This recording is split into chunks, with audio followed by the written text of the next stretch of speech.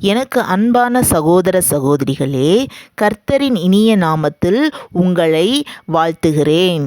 இன்று நாம் தியானிக்கப் போகும் வேத வார்த்தை ஏசாயா புஸ்தகம் 49வது அதிகாரம் 15வது வசனம். ஸ்திரீ ஆனவள் தன் கர்ப்பத்தின் பிள்ளைக்கு இரங்காமல் தன் பாலகனை மறப்பாளோ? அவர்கள் மறந்தாலும் நான் உன்னை மறப்பதில்லை என்று நம் வேதத்தில் வாசிக்கிறோம். இந்த உலகத்தில் சில நேரங்களில் நம் மறக்கப்பட்டவர்களாக உணரலாம். நம்மை யாரும் கவனிக்கவில்லை, யாருக்கும் நம்மை பற்றிய அக்கறை இல்லை என்று தோன்றலாம். ஆனால் எனக்கு அன்பான சகோதர சகோதரிகளே, ஒரு தாய் கூட தன் பிள்ளையை மறந்து விடலாம் என்று தேவன் சொல்கிறார். ஆனால் அவர் சொல்லும் அடுத்த வார்த்தை மிக சக்தியானது. நான் உன்னை மறக்க மாட்டேன். நாம் மனிதர்களால் மறக்கப்படலாம், நண்பர்களால் மறக்கப்படலாம், சில சமயங்களில் நம்மை குடும்பத்தினரால் கூட புரிந்து கொள்ளப்படாமல் போகலாம். ஆனாலும் தேவன் சொல்கிறார், உன்னை என் உள்ளங்கையில் வரைந்து வைத்திருக்கிறேன்.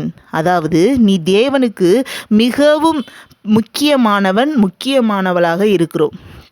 நீங்கள் தேவன் நினைவில் எப்பொழுதும் இருக்கிறீர்கள். நீங்கள் இப்பொழுது சந்திக்கும் கஷ்டங்கள், நீங்கள் அனுபவிக்கும் வேதனைகள், நீங்கள் சிந்தும் கண்ணீர், இவை எல்லாம் தேவனுக்கு தெரியாதது இல்லை. அவர் உங்களை மறக்க மாட்டார். அவர் உங்களை விட்டு விலக மாட்டார். அவர் உங்களை கவனித்து கொண்டிருக்கிறார். ஆதலால் இன்று நீங்கள் நம்பிக்கையுடன் சொல்லுங்கள், என் தேவன் என்னை மறக்க மாட்டார் என்று நம் நம்பிக்கையுடன் சொல்லுவோம், நம்பிக்கையுடன் இருப்போம். இப்போ செபிப்போமா?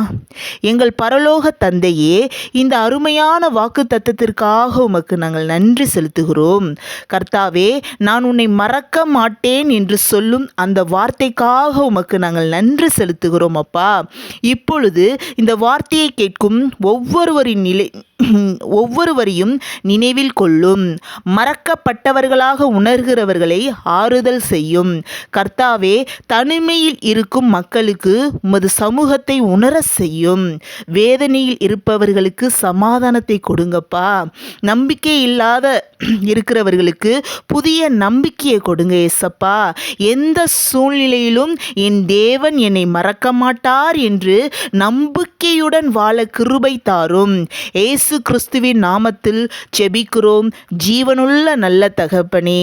ஆமேன், ஆமேன், ஆமேன்.